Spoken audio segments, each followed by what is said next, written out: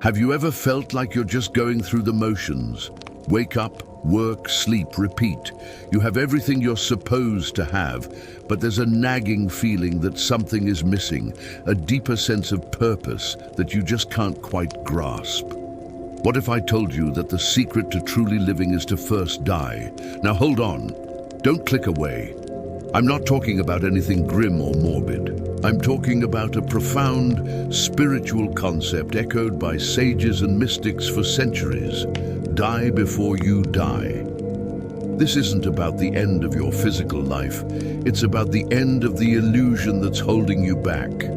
It's about letting go of the false self, the ego, so that your true self can finally be born. So what is this ego or false self we're talking about? Think of it as a character you've been playing your whole life. It's the collection of labels, beliefs, and stories you've attached to yourself. It's the voice in your head that says, I am a success, or I am a failure. It's the part of you that constantly seeks validation, fears judgment, and clings to possessions, titles, and the opinions of others.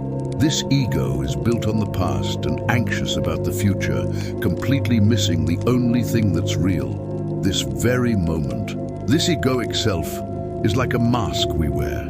It's useful for navigating the world, but we've worn it for so long that we've forgotten it's just a mask. We've mistaken the character for the actor. The problem is, this mask is heavy. It's fueled by fear. Fear of not being good enough, fear of losing what we have, and ultimately the fear of death. This constant fear creates a state of background anxiety, a low-level hum of stress that we've become so used to, we don't even notice it's there. The spiritual journey of dying before you die is the process of gently and lovingly taking off this mask.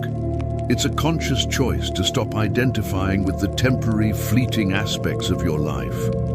It's the death of the me that is defined by my job, my bank account, my social status, or my past mistakes.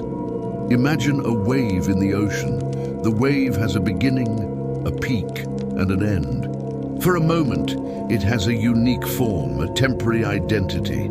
It might think, I am this big, powerful wave, or oh no, I'm just a small, weak ripple. But in reality, the wave is never separate from the ocean. Its true nature isn't its temporary form, but the vast, boundless water from which it came and to which it will return. The wave's identity as a wave is an illusion. Its true identity is the entire ocean. We are like that wave.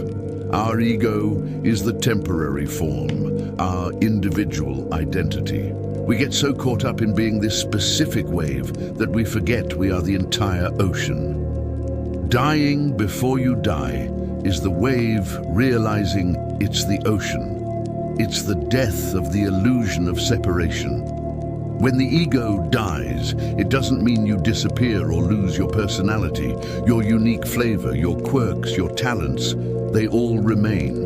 In fact, they shine even brighter because they are no longer clouded by fear and insecurity. So how do we begin this process? It's not a one-time event, but a continuous practice of letting go. The first step is awareness, mindfulness. You start by simply observing your mind without judgment. Notice the thoughts that arise. Notice the stories the ego tells you. She didn't text me back. She must be mad at me. I can't apply for that job. I'll never get it. Instead of getting swept away by these thoughts, you just watch them. You see them for what they are. Just thoughts, not reality, not you. When you do this, you create a space between the observer, your true self, your consciousness, and the observed, your thoughts and emotions. In this space, you find freedom. You realize, I am not my thoughts.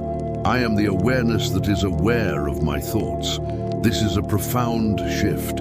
Every time you catch yourself identifying with an old story or a negative belief and you choose to let it go, a small part of the ego dies. Let's say you make a mistake at work.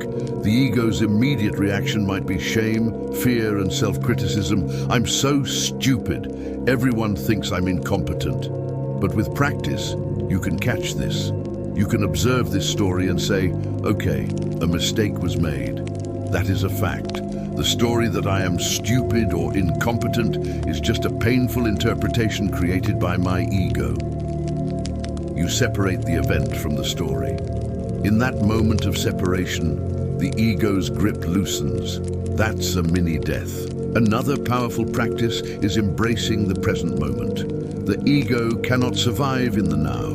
It thrives on dwelling on the past, regret, guilt, or worrying about the future, anxiety, fear.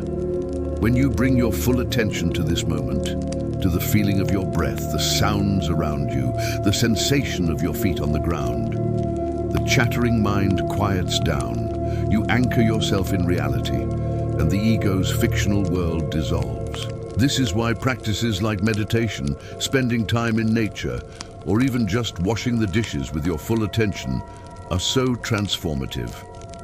They are all ways of practicing this death. You are letting the noise of the mind die down so you can hear the silence of your true being. What happens when you begin to live this way? What's on the other side of this death? It's true life, it's liberation.